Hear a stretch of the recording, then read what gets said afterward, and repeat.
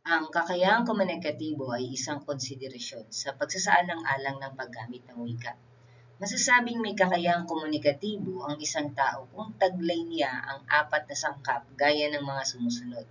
Una, kakayahang lingwistiko, istruktural, gramatikal, kakayahang umunawa at makabuo ng mga istruktura sa wika ayon sa mga tuntunin ng gramatika. Ikalawa, kakayahang sosyolingwistika, pag-unawa batay sa pagtukoy sa sino, paano, kailan, saan, bakit nangyari ang sitwasyong komunikatibo. Ikatlo, kakayahang pragmatic, pagtukoy sa kahulugan ng sitwasyong sinasabi, di sinasabi, ikinikilos ng taong kausap.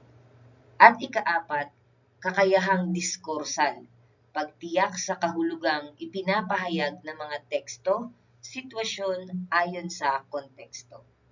Ayon kay Fantini, mula kay Pagkalinawan taong 2004, may mga salik panlipunan na dapat isaalang-alang sa paggamit ng wika tulad ng ugnayan ng nag-uusap, paksa, lugar at iba pa.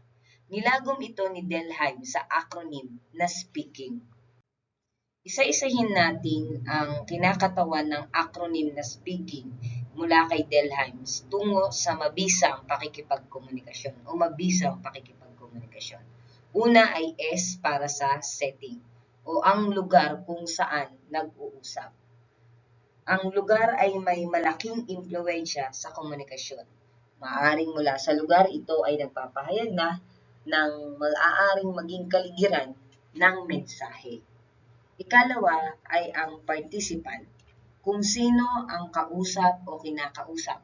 Dapat ding magbago-bago ang paraan ng ating pakikipagtalastasan na ibinabatay sa kung sino ang ating target na taong kakausapin, no? Kung sino ang taong nasa ating harapan o di kaya'y ating susulatan.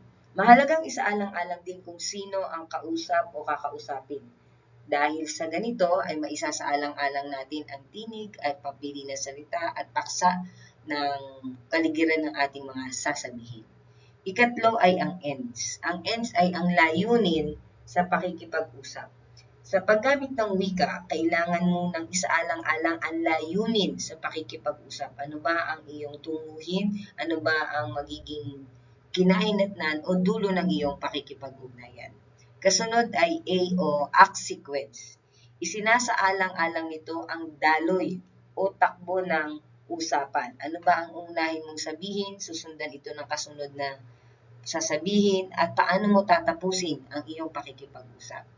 Kasunod ay K para sa keys, paggamit ng formal at di formal na paraan ng pakikipag-usap. Dapat isaalang-alang mo sa iyong pakikipag-usap. Ano ba ang gagamitin mong tono? Ito ba ay magiging formal, antas na formal, o ito ba ay nasa antas na di formal?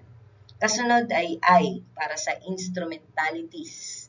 Ang lengguwahe o yung mismong instrumentong ginamit upang makipagkomunikasyon. Paggamit ito ng medium sa pakikipagkomunikasyon, yung sinasabi natin wika o lengguwahe na mismong nagiging instrumento upang maganap ang komunikasyon. Kasunod ay norms. Ang paksang pinag-uusapan. Mahalagang maisaalang-alang ng isang tao ang paksang pinag-uusapan. Gayon na rin para sa pagsaalang-alang ng lawak ng mga makakasali o saklaw ng paksang pag-uusapan. At ang huli ay G para sa genre.